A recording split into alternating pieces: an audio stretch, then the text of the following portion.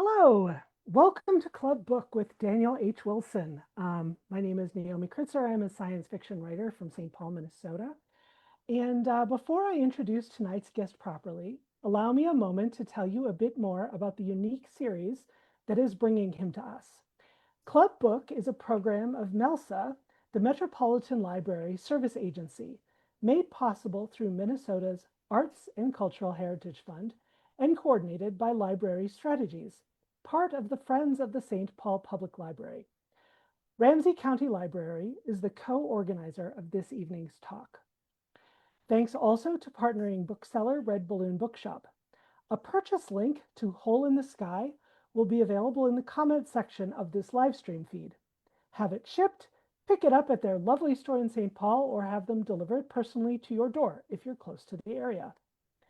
One final housekeeping note. Also in the comments, you'll see a survey link. MELSA would greatly appreciate hearing what you think of this Club Book program. It's quick and easy. As you all already know, our guest tonight is Daniel H. Wilson. Wilson is a frequent New York Times bestseller with a long bibliography that spans speculative fiction, techno-thrillers, and science satire. His work is informed by his education and research background, including a Ph.D. in robotics from Carnegie Mellon University. Early standouts include How to Survive a Robot Uprising and How to Build a Robot Army, humorous but fact-based guides about the dangers of robotics and AI. Wilson may be best known to many for his documentary-style doomsday novel, Robopocalypse, and its sequel, Robogenesis. Subsequent work includes The Clockwork Dynasty from 2017, a historical fantasy about a secret, immortal race of biological automatons whose existence has quietly shaped human history, and The Andromeda Evolution from 2019, an authorized sequel to the Michael Crichton classic, The Andromeda Strain. Wilson's latest novel, Hole in the Sky, is an alien encounter story inspired by the author's own Cherokee background. Notes the Seattle Times, Wilson reimagines first contact through an indigenous lens, fusing Cherokee cosmology with cutting-edge science and creeping cosmic horror. After a short talk by our guest and some initial questions from me, we will be doing Q&A. Simply drop your questions in the comments thread here on Facebook, and our tech manager will route them to me. You can also send a message to Club Book through Facebook Messenger or by email, where we're at clubbookmn@gmail.com. So, Daniel, take it away. All right. Thanks, Naomi. Yeah, it's an honor to have you hosting me. I really appreciate you being here. I just put a couple of your books into my online, I don't want to say from where, into my online shopping basket, so that they're incoming. And yeah, thanks to the Ramsey County Library and for Friends of the Book Club for having me out here, and for anybody watching. So I appreciate it. I'll just dive into kind of my background and what led up to Hole in the Sky. I grew up in Tulsa, Oklahoma, on the north side of Tulsa, which is in the Cherokee Reservation, and I'm a Cherokee citizen. And so growing up there, I was just a science fiction nerd. I loved reading science fiction. I loved writing it, and in particular, short stories, which is why I'm so jealous of all of Naomi's accomplishments. Because I find that science fiction short stories are just my favorite thing in the world. And so I've written a few, and I've been lucky to do it. But when I was a kid, that was not really a career that got off the ground for me immediately. Writing science fiction for a living can be pretty tough. So I took science as the consolation prize for science fiction, and I started studying computer science.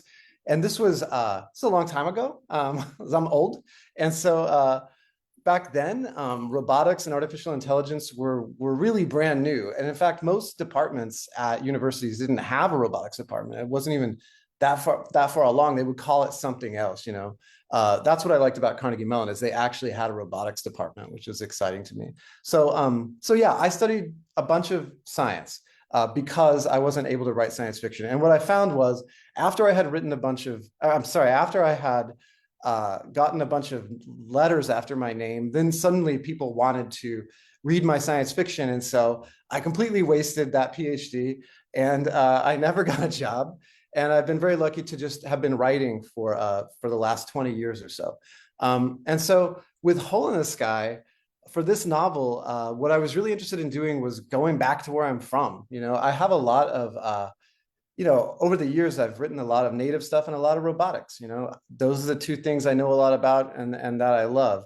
And so, Robopocalypse is basically like Indians saving the world from robots. I mean, so with Hole in the Sky, I wanted to go back specifically to the Cherokee Nation. And so when I was growing up, I would spend summers at my grandma's farm, which was our original Indian allotment after the Cherokee went through forced removal and were sent to Oklahoma along with a lot of other tribes. And so that was just kind of a place that got into my bones over the years. And it was about only a couple of miles from this place called Spiro Mounds. And Spiro Mounds is the ruins of the mound builder civilization. It used to be a ceremonial site, and it's really the westernmost part of the mound builder civilization. And it's this super ancient place. It's super ancient ruins that from before the Cherokee. So people think that the mound builders were the precursor civilization that gave rise to a lot of the modern tribes that we know today. And so most of these mounds, they're all over the United States, the eastern United States. They've been plundered, they've been destroyed. It turns out they were built exactly where it's a great spot to put a city. So in fact, people would look for cities, they would look for the mounds and then build cities on top of them. Because they're generally placed, next to water sources and places that are defensible and access to farmland and everything you'd want. And so it's just this really ancient, mysterious place. And I always kind of imagined it as like having the Egyptian pyramids in my backyard. And one really interesting thing about Spiro Mounds is that it's laid out, the mounds are laid out in mirroring the constellation, the Pleiades constellation, also known as the Seven Sisters. So there's this kind of a link to the cosmos, that's there with Spiro Mounds. And it's also a link to a really old oral tradition, a Cherokee story, which actually is shared across a few different tribes, but it's the Star Woman story. And it's the Cherokee origin story, which is, in a nutshell, the idea is that the Seven Sisters, the Pleiades constellation, oh geez, now I've made my camera do something funny. There you go, camera. Okay, I'll try not to gesture. The Pleiades constellation, the Seven Sisters, the Cherokee story is that one of the Seven Sisters brought Cherokee people here to Earth, and she opened up and the people came out of her. And then her sisters were angry that she'd stolen human beings, and they sent her up into the sky and hid her behind a veil, and she's now known as the Dark One. And so, having that always in the back of my mind, that really interesting story that I kind of consider Cherokee science fiction, I really wanted to find a way to work that into science, my modern science fiction that I write, and so so basically, I wanted to set. I knew my setting. I wanted to set something in the Spiro Mounds, and I knew kind of the Cherokee cosmology that I wanted to hang the story off of. And then I started thinking about first contact and about which is a really loaded idea from a native perspective, right? And thinking about alien invasion movies and stories, including all the just countless short stories I read about alien invasions from the 50s and 60s, like the post-war, those like, I don't know which age, golden age of science fiction. And they all kind of blend together in my head, and they all kind of have the same, the gist is always the same, right? The aliens show up, and this is super scary. And typically they attack us. They want to take whatever we've got. They want our water or our air, our resources. Sometimes they want our bodies. They want to occupy our bodies. They want to control our bodies. There's pod people. And so really, I realized quickly, I feel like this is a very thinly veiled fear projection that, our society, our civilization that's built on colonization is going to have the same thing done to it that it already did in the past, And so it's kind of like this fear projection that a lot of this type of story sort of ascribes to. And when I think of sort of a native kind of a posture toward the unknown, it can be a lot different, right? So for instance, with the Cherokee, if you listen to a lot of the Cherokee stories, even the oral tradition stuff before Sequoia, before we even wrote anything down, they change a lot when Christianity is introduced to Cherokee people. Because before that, Cherokee stories, they don't really have good or evil. They don't have like heroes and villains. They have what we call now tricksters, which is, it's just like, it's a term that doesn't really do justice to the sort of moral ambiguity that were sort of implicit in these old stories. But then once Christianity shows up, you start getting, answers. You start getting good guys and bad guys, and you're being told, this is good, this is evil. And so, I mean, the Lakota, the name of their religion is the Great Mystery, right? It's not even meant to tell you the answers. It's meant to be a starting point, for you to figure out how you're going to deal with the unknown. And so I think that there's a certain sort of posture toward the unknown that's kind of a native approach. And it tends to not be fear, and it tends also not to be kind of the scientist approach where you feel like you need to figure it out. It's more like, I feel like, and this is, by the way, all my opinion, right? I can't speak for every tribe or anything, but it's more like honoring the unknown and acknowledging that it's part of the fabric of our reality, and that we don't have to attack it or destroy it, and we don't have to run from it. We don't have to, take it apart and figure it out.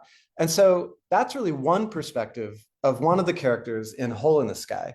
So when we also have another character who's a NASA astrophysicist, and she's just straight up that scientist part of me, that's still in there from all those years of building robots and doing math in basements while it rained outside in Pittsburgh. Sorry, I live in Portland now, so I made a lateral move in terms of the rain. But so we've got the scientist character who first detects that something is coming toward Earth. And she's headed there because she wants to basically look into the face of God. I mean, she wants to see how it all works and take it apart and ultimately exploit it. And then we have a military character. And so that kind of came about. I ended up doing something called threat assessments for the United States Air Force, where they hire science fiction authors to come in, and they brief you. They have an analyst who's got secret clearance and all that, and they brief you on a technology that they're worried about. And then although generals and all these people, they read these white papers that have all these technical specifications about what these weapons are capable of, and stuff like using AI to mimic voices and stuff like that, not just bombs and missiles and things. So instead of just reading a technical paper, they also get these really creative, engaging stories, that have like the human component. And then they can kind of get a feel for how this stuff could be used against us from that way. So I wrote this threat assessment, and I went to this security conference, and I met this 4-star general, and we started talking about unidentified anomalous phenomenon. And I had known, that you hear about UAPs, and you hear about they're going to disclose and they're going to do this and that. But I never really took it that serious. But talking to this general, this guy was in charge of NORAD and NORTHCOM. So he holds the keys to the nukes. This is like a super serious person. And he's super serious about UAPs and about destigmatizing the reporting around them and actually do that. So talking to him made me realize, wow, this could be literally something that we have to digest as a species. This idea that there are other there are non-human entities, non-human intelligences out there. And so I started thinking, and this also, by the way, put me into contact with military people. And so I have a military character as well. The book is told through 3 perspectives: military guy, scientist, and a native guy who happens to live where this is all unfolding. And really my goal with the book was to really show all 3 of these perspectives, to show the value of all 3 of those perspectives. And then also to, in particular, lean into the native stuff, because I think that's pretty underrepresented, in science fiction in general, but also in this type of story. Sometimes I feel like I'm writing about the future from, using these voices that have been relegated to the past, and almost everything that you see or read, it's always about native people. It's always historical. And I like native people in the future fighting robots, flying spaceships.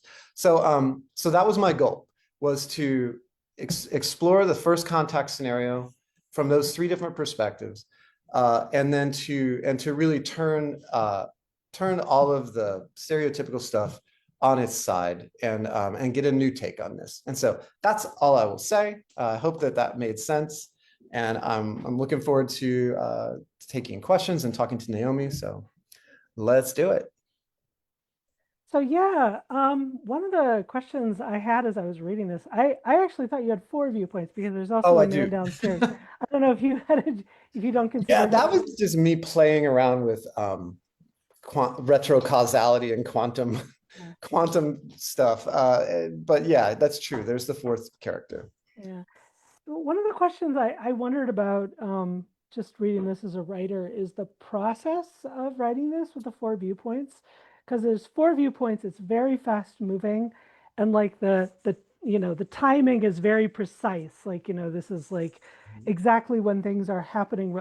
When what's happening to one character can affect what's happening to the other characters. So, how did you write this? Did you alternate the viewpoints as you wrote? Did you like write all of one and then write all like, can you Mhm. talk about that a little bit? Yeah, sure. So I've done this in all my novels, right? So Robopocalypse I have all these Excel spreadsheets with all the different characters and all the plot points and everything that needs to happen, and it's this complicated tapestry. This is a lot simpler because I only had the four characters. I honestly, it's really three characters in my mind, because the man downstairs is used as more of a narrative scaffolding, and a structure, a way to check in with the entity. And so I consider him more of he's like construction, like he's just but so the way I write all my books is I write my favorite parts first. So whatever is like super juicy and I'm just excited about that voice or just about whatever, if I'm excited about it and I'm writing it and I'm getting my little spidey tingles, then like I go with it and I make everything else work around it. Like I don't ever sacrifice anything good because it's so rare, that you're like, oh, that was like really good. Like, because you get a few of those moments, right? Maybe maybe Mhm. writers that are better than I am get more, but you get a few really moments where you go, I'm on the right track. And so I jumped around. I had there's an author named Nisi Shawl who was editing an Mhm. anthology called New Suns 2. The New Suns is also really good. And I had written a character, Michaela character, who had this Nix augmented reality glasses. And I really loved that character. And so I self-plagiarized a chunk of that short story, which was, what was that called? I think it was called Okasta. Yeah, it's a Cherokee sort of knowledge entity. But anyway, so I kind of borrowed Michaela. Jim is so near and dear to me. I mean, Jim, the native character, I wrote that stuff. I've got a teenage daughter. So Mhm. I wrote that stuff with him and his daughter, and that was hitting, close to home. And then Gavin was harder to crack, because I felt like he almost necessarily is stereotypical. And I wanted to deconstruct the idea of the military guy solving everything. This is a guy who always has all the right answers. He's always been first in his class. He's the square jaw. He's like the guy. And I even I don't I'm writing the script for this right now for Netflix. And so I'm a little sometimes I'm gonna get a little confused about what's in the script and what's in the book. Mhm. But there's even a moment when Gavin says, the hero moment, he's like, wait, I thought it would be me, right? Because in any other book, it would have been him, right? But this is the one where it's not him. So the way that I did it is I wrote my favorite parts. I established those voices for each of those characters. And then I really figured out what needed to happen. Another, major part of writing this novel, so like I've always kind of had this business plan. I don't know. The way that I've always been able to write books is they get optioned for movies. I don't know why. It happened with How to Survive a Robot Uprising, which had no plot even, right? But way back then, How to Survive a Robot Uprising, through some fantastic magical unicorn, like horseshoe up my ass, like got optioned by Paramount, and Thomas Lennon and Ben Garant, who are Lieutenant Dangle and Travis Jr., I don't know if you've ever seen New Goofin, like, anyway, The State, Reno 911, they wrote the script for that, and they let me hang out with them. And they told me about writing scripts. And so this was like 2005. And so I immediately started writing scripts. So I have a dueling career that's largely unknown because my stupid scripts don't get turned into movies ever. But this time around, having had Robopocalypse, with Spielberg all those years, and they all tried to write scripts, including me, and it never happened. And he finally gave that back to me, actually, like earlier this year, after like 15 years of sitting on that. And then Clockwork Dynasty sold. They wrote a script, nothing happened. Amped sold, wrote a script, nothing happened. Like, it's just so many times I was like, I am gonna write the script to this book, and I'm going to adapt it myself. And I found a director, a friend of mine named Sterling Harjo, who's a super awesome, talented director. He did Reservation Dogs. He's doing The Lowdown right now. He's a Tulsa guy. So Sterling and I walked the mounds. We talked about the book. And so I had the movie in my head the whole time I was writing the book, which was this very sort of strange way to, obviously the book hits a 3-act structure and all that stuff. It's kind of ingrained, but so it was an interesting, that was another interesting flavor to it, is that I was seeing this movie in my head, as I do with all my books, but I've seen this movie in my head while I was writing it. But this was a little more real because I had a director and I had sold it to Netflix too already. So Yeah, I was actually going to ask you to talk a little more about that. Like, what's it been like adapting your own project, and yeah. what can you tell us about the upcoming Netflix series? Yeah, so I mean, so it's a feature, it's a sci-fi action thriller. And I'll tell you what, like, so I write a lot of techno-thriller. I mean, the last book I wrote before this was freaking a Crichton novel. I collaborated with Crichton's estate to write a sequel to the Andromeda Strain, and that is, as Andromeda Strain defined the genre of techno-thriller. It's where everything is math, it's by the books, right? And this, and I like writing that. Obviously, I enjoyed writing that book, and it did well. But like with this, I've heard people call it techno-tradish, so like traditional, which would be more native. So it's like, with this novel, knew that I wanted to take a turn away from, I've got my scientists, I've got my special forces units, I interviewed all kinds of special forces guys, I've got my military lingo. It's techno-thriller through and through until you get about halfway.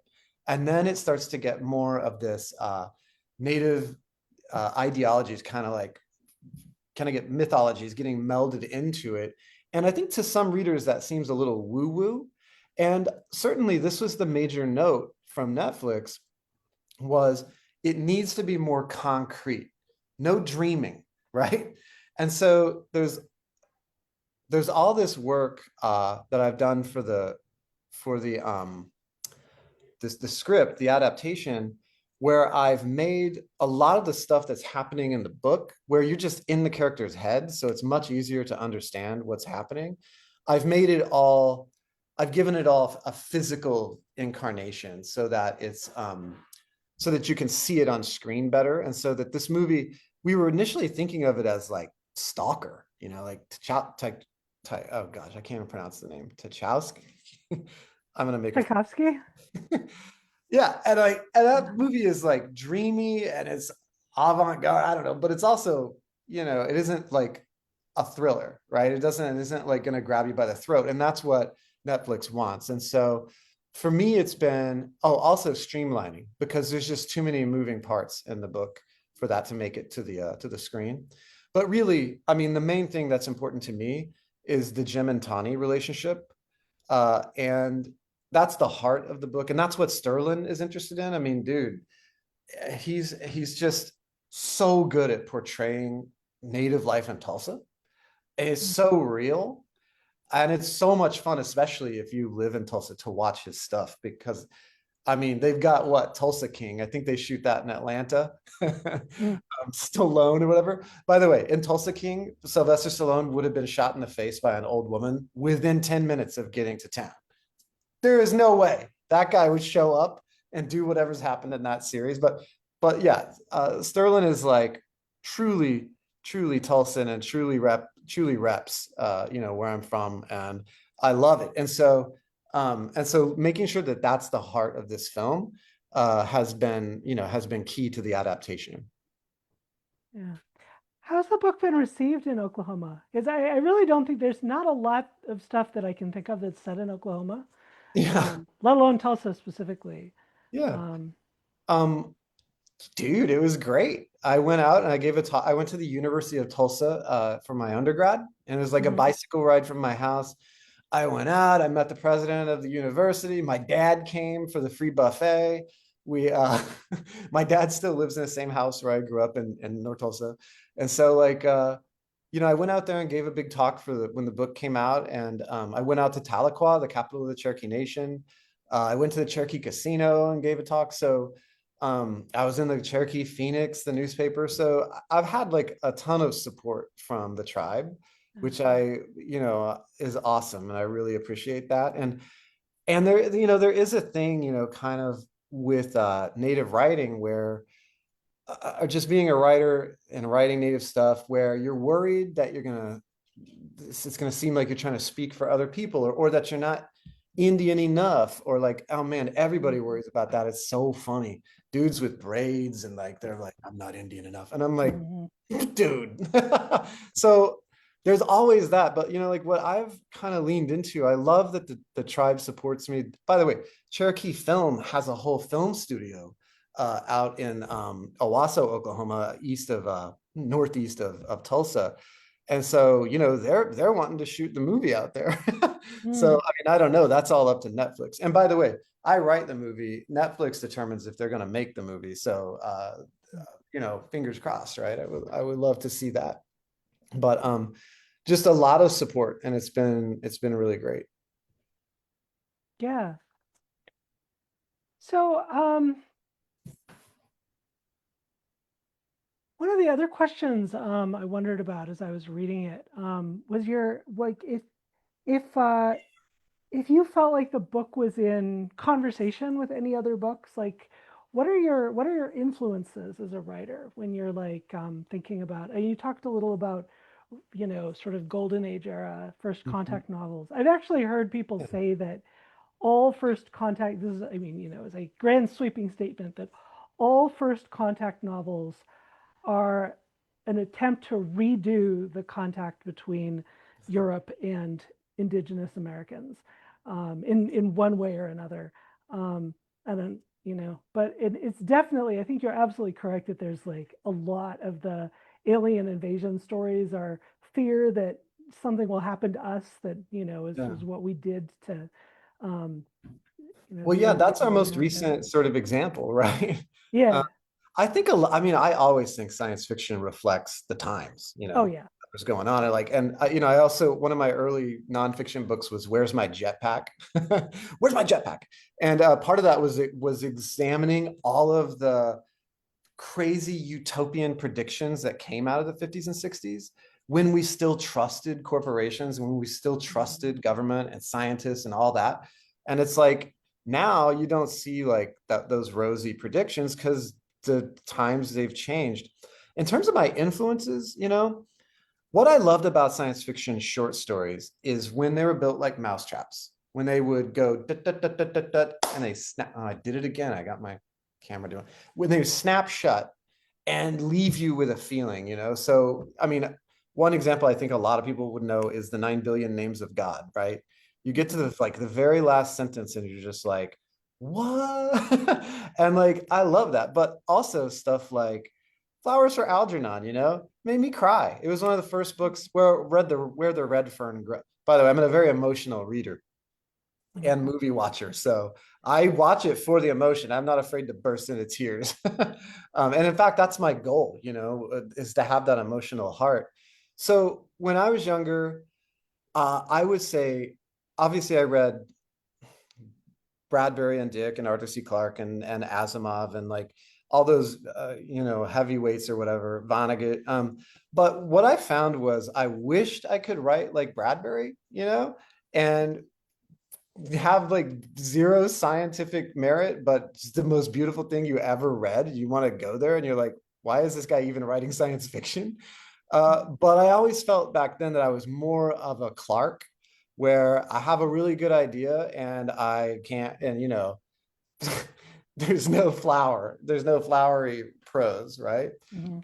Over the years, I've gotten farther away from hard science fiction, and I've leaned more into my own style, which is really just I've gotten older. I've had kids. I've been married. I've lived life, and I realize that in my life, when I'm experiencing emotion, that is something to pay attention to. So like, can I find, why am I feeling this depth of emotion? Can I think about it? Can I put it into a science fictional, like space and really explore it? And can I share it with readers, And that's really my goal with Hole in the Sky, is it's all about that mousetrap. It's setting up Jim and Tawny, and then it's at the end wrapping them up in a way that, ideally is affecting, to people. I want them to feel that. I want them to also, it's kind of scary, right? The book ended up getting a lot scarier than I thought it would be. There's some body horror in there that I didn't really expect. But that's just kind of the way it went with Michaela. And then in the end, the way it ends, I think, is particularly uncanny. And I chose it to be, the movie ends differently, actually. It's less of a happy ending, but could you call it happy? I don't know. You have to read it to see what I mean. But in terms of my influences, I have so much that I love to read, but ultimately I've been doing this for 20 years. I don't even remember, like, I know my very first short story, I just based it on The Old Man and the Sea. Same cadence, same everything. Like, and I remember learning from that. I was like, wait, you can just say that somebody loves somebody? Like, I thought that you had to, like, do a bunch of foo-for-all, but no, you can just say what's happening. So anyway, I don't know, rambling answer. Sorry about that. So, how to survive a robot uprising is feeling particularly prescient 20 years later. Do you have any advice to your audience for surviving in the AI age? It's more like surviving oligarchs' ambitions, right? Yeah. Yeah, no, so my feeling is we are this is what I bore people with at parties. Nobody wants to hear this, but my feeling is this: in terms of technology, what we're looking at, obviously, I'm not worried about a robot attacking me, but obviously, this onslaught of AI and the robots that are coming downstream from that, like soon, like now, yeah, they pose a threat, right? One argument I have is that all the endless social media scrolling has been shown. My wife's a child psychologist. I hear all the time about the negative effects that this has on kids and on young people especially, but everybody's mental health. But people literally self-harm, right? So Mhm. that means every day we get up, we have a device in our pocket that has an artificial intelligence that's deciding what to show us, and we're in a life or death struggle with it because it's willing to kill you for your money. It doesn't care if you live or die. So it will show you this stuff, and it will do it right up until you self-harm with no problems. They don't care. So we're in a life or death struggle with these devices that are designed to extract our attention, to turn them into money for somebody else. And then, yeah, and then in terms of what to expect, a big chunk of our economy now depends on this AI stuff, right? And this AI stuff depends on data, and they need more and more data. And also, there's no guarantee that the AI will stay at current levels. It will deteriorate in the future without data. And so, guess what you can expect? More data collecting mechanisms in your life. So this means any type of autonomous robot or vehicle in the environment is going to be now collecting data. There's a bigger push to put wearable devices on you to collect your data. There's a bigger push to put devices in the environment, in your home environment, to collect your data. So every time, I mean, it's like, what is that old, follow the money. Anytime you see a new product, just follow the data. And then you'll understand why that product's been invented to solve a problem that you probably don't have. I think that the last brave act in the world is to go for a walk in the woods without a device on you, tracking your steps, monitoring your sleep, or in your back pocket. I mean, do that. That's the last thing that any oligarch wants, is for you to take a walk in the park or in the woods and touch grass without a device. So that's my advice to my kids and everybody else. And I know I'm a curmudgeon. I'm the worst guy to talk to at a party. Everyone's like, oh, Jesus, this guy, get me away from him. I feel like science fiction writers are more like tech workers in terms of our attitude towards this stuff, because I don't, pretty consistently people hate AI and turn it off every chance we get. But, well, this is what I've been joking about is when I was a robotics student, or I was building robots, and we were studying at Carnegie Mellon. I study every type of robot, and one thing that was consistent back then was we programmed the robots. We didn't talk to them, right? That was berserk. That seems silly. And I always thought Asimov, with his parapsychologist or whatever they're called, was just the biggest bunk ever, Why do you have somebody talking to these robots, convincing them to do stuff through English? That's the dumbest thing I ever heard. And guess who gets the last laugh, right? Because now, because neural networks scale with data and processing power, we have prompt engineers who do exactly what Asimov predicted, and they talk the robots into doing the right thing, and they do forensics to try to figure out why they made this. And yeah, so all right, I know when I'm beat. Yeah. So we have a question from the audience. Somebody sent in. I first encountered Daniel in a very unconventional way, stumbling across a Talks at Google video from more than a decade ago. I have to imagine it was wild to speak at Google HQ as a scientist and as a science dreamer. Do any other events stand out to you from your career to date? Oh man, I've had a lot of fun. So I have walked through every open door that pretty much has presented itself. I had a really great time speaking at the Carnegie Mellon Robot Hall of Fame. I was up there to just introduce the robots, but the other speaker was Anthony Daniels, who is C-3PO. And so at some point, Anthony and I hung out for a minute, and I don't remember how, but I ended up with his phone number in my phone. I never called it. I mean, obviously, that would just be horrible to intrude on Anthony Daniels. But for years, I would brag to my friends, "Hey, I know C-3PO. I'll call him right now. I'll call C-3PO. You want me to do that?" So let me make my camera stop doing that thing again. So yeah, that was really, really fun. And then, dude, I hosted a television show. It feels like a fever dream. But in 2008, I hosted a television show on the History Channel.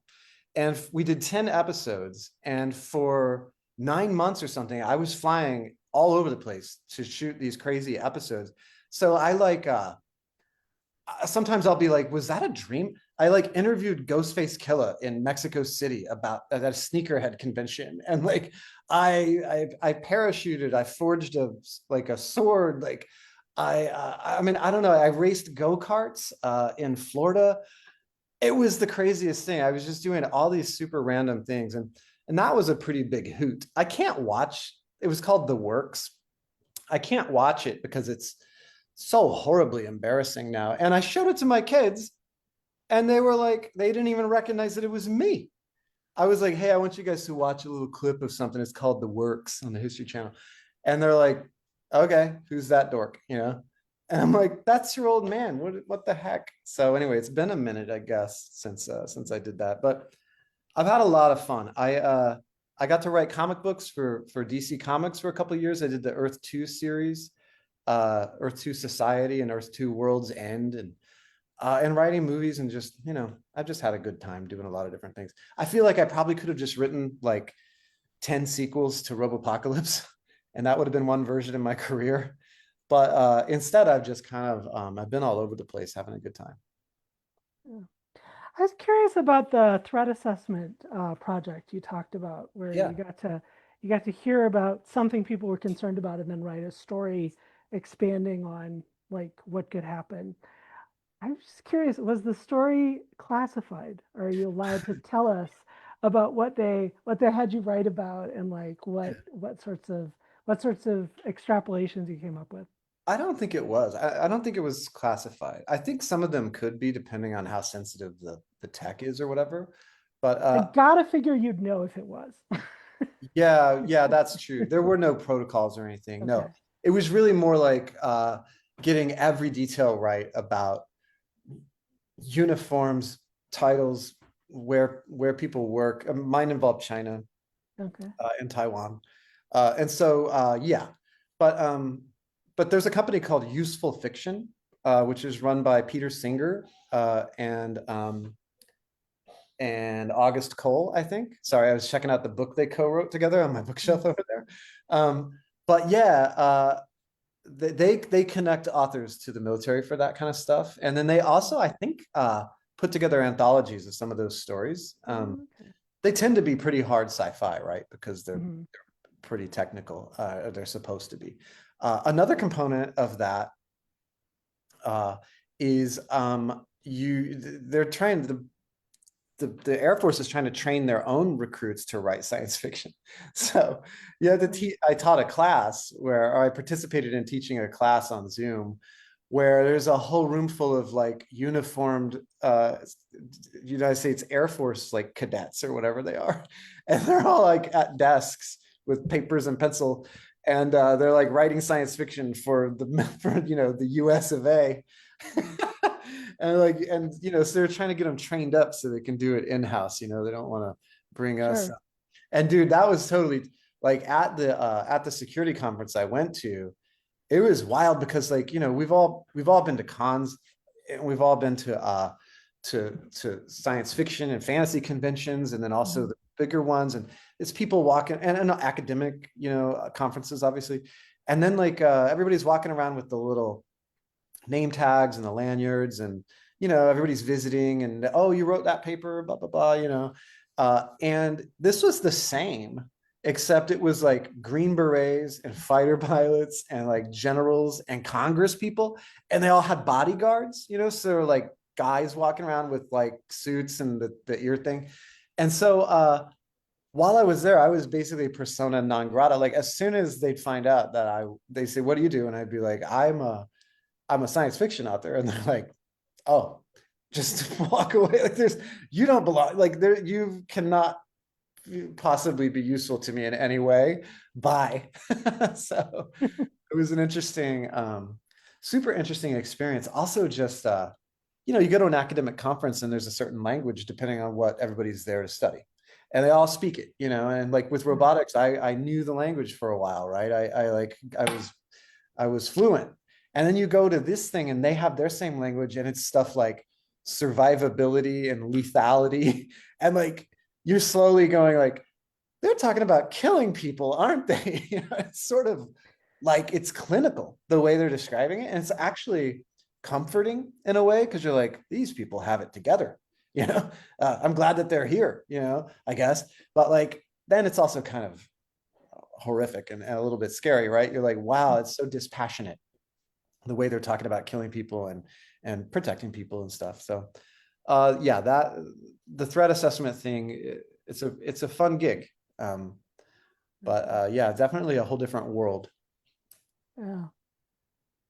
What do you think you would be doing with your sorry, what do you think you would be doing with your PhD in robotics if you had not started writing science fiction? Well, I know what my cubicle mate is doing. So Hmm. Jonathan Hurst is a friend of mine who we shared a cubicle in Smith Hall at CMU. And the whole time he had a leg. He was trying to build a leg, but he was all about high tension wires. So later, like after we graduated, I found out that the leg that was like right in the small of my back, where I sat every day, was under the cables inside were under such high tension. If they had snapped, it would have like sliced me in half. So I'm like, thanks, Jonathan. But now he founded a company called Agility Robotics, and the leg, he's got the leg still, and he's got the next leg and a leg after that, and then two legs, and then two legs better than that, and then two legs and a torso and arms, and now he's sold it to Amazon, Bezos, he's got a factory making freaking humanoid robots, like real actual humanoid robots. I'm kind of proud of him, right? I mean, it's like, it's amazing to sort of even just think that I was there, at the beginning of that, because his robots are walking around, the next thing he's probably going to do is plug, an LLM into them to drive them around so they can interface with humans, right? And so, I mean, I got to say, I was much more sort of optimistic as a kid about what we were going to do with this stuff, and how I didn't really realize that due to the vagaries of neural networks, and because we were learning all kinds of different machine learning techniques, right? There were all different ways to get intelligent behavior.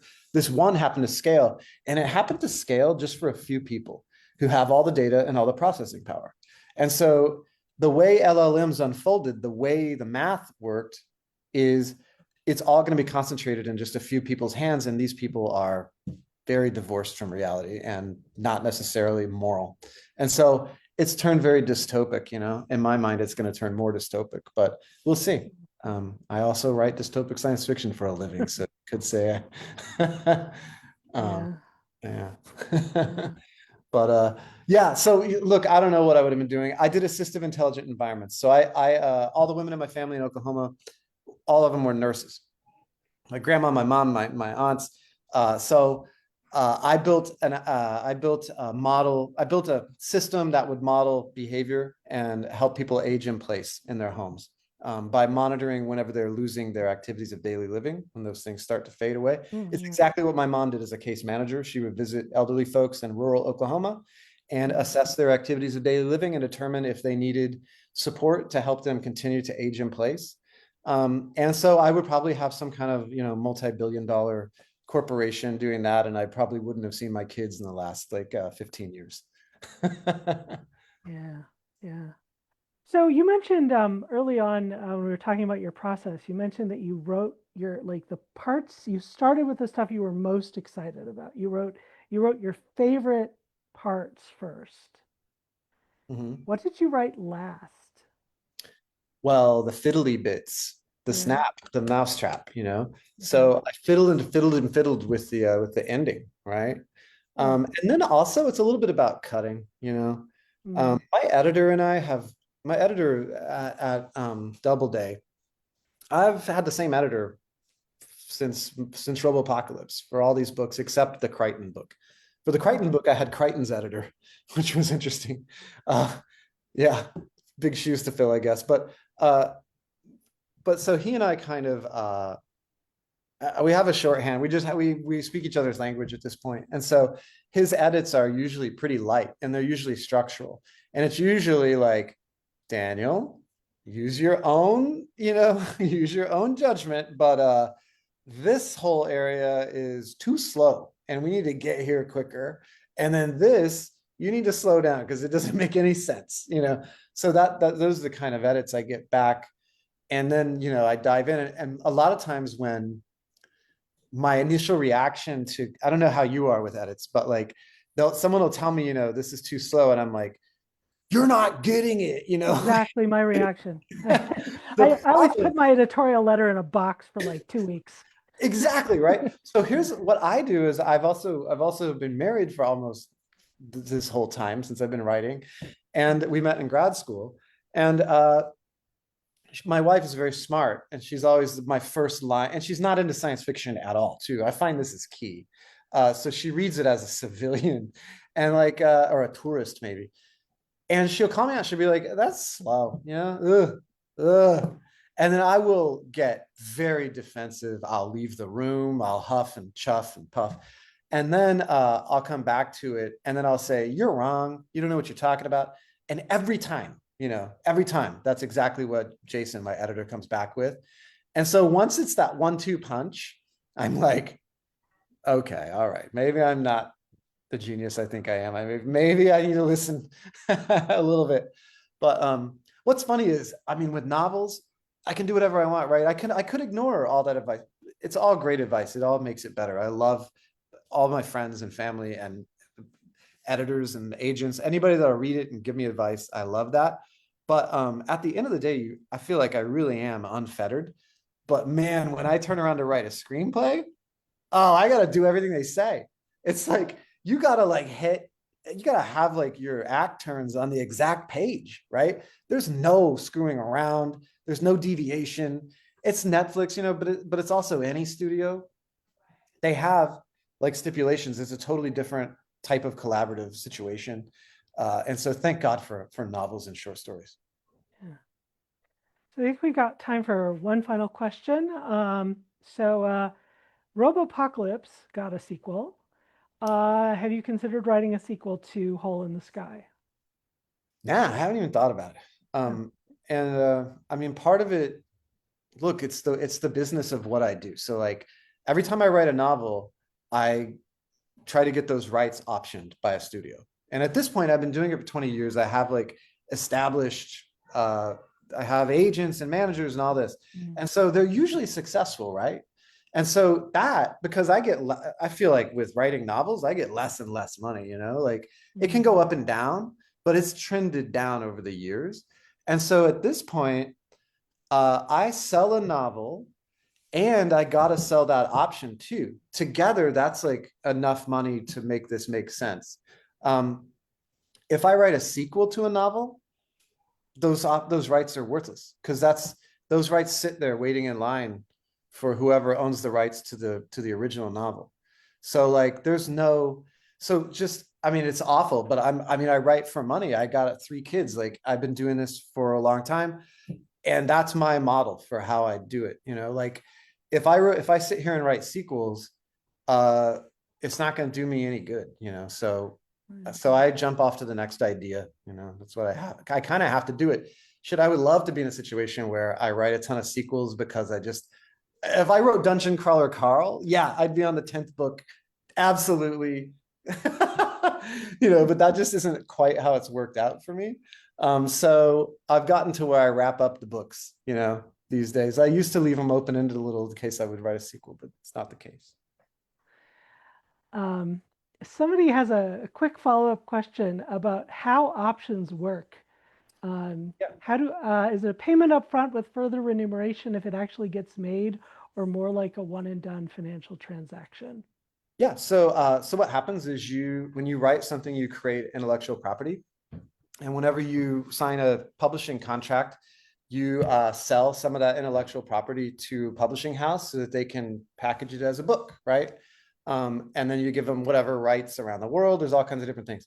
Then there's dramatic rights. And so studios don't want to pay $1 million for those rights if they're not going to make the movie. So they option it. And so an option will have, typically it's 18 months, and they'll pay you sort of a 10th of what they might pay you, or a half of what they'll pay you on purchase. So what happens is they've got 18 months to get a screenplay written and figure out if they want to make this movie. If they do, they'll pay you the full purchase price minus the option. If they don't know yet, they might extend the option. And if they've decided they're not going to make the movie, then they give it back to you. But you keep the money, right? So that's the way that it works. And if they do buy it, Spielberg, I'm looking at you, and then they don't make the movie, then you have a reversion clause. So the rights will revert back to you after 5 years or whatever, if they don't like follow through on making the film. So that's how that goes. And then and that's as a writer, that's as an author. Then there's, as a screenwriter, you're a different entity. It's a different hat. So like then they pay you Writers Guild. You get paid based on a WGA, as those are the minimums to adapt this script. But functionally, you're 2 different people for that. All righty. Well, thank you so much. That is all we have time for this evening. Thank you I hope again. that was fun. I don't know. I can't see anybody, or I can't really get any feedback, so I don't really know. I hope that was entertaining. I appreciate whoever's out there listening. And yeah, I hope y'all enjoy the book, and feel free to just go to my website, danielhwilson.com, and email me. My email is there. I'm not that popular, so you can just email me. Or maybe the spam filters are just that good. Thank you so much for making time to come chat with us this evening. This Yeah, has been thanks a for having me. virtual presentation of Club Book, a long-running literary series of MELSA made possible by the Arts and Cultural Heritage Fund. Special thanks again to Ramsey County Library for the part they played in bringing Daniel to us. Before you log off, look for the Club Book survey link, which is in the comments and will be projected in place of my video momentarily. Tonight is the last event in Club Book's spring season lineup. But Club Book will be back after Labor Day with a new slate of virtual and in-person author programs, the latter held all across Twin Cities area public libraries. Follow their e-newsletter to be among the first to learn when the new lineup drops. In the meantime, check out Club Book's podcast feed, which now boasts almost 200 episodes. Past sci-fi fantasy favorites include talks by the likes of Rebecca Roanhorse, R.F. Kuang, Sylvia Moreno Garcia, and Benjamin Percy.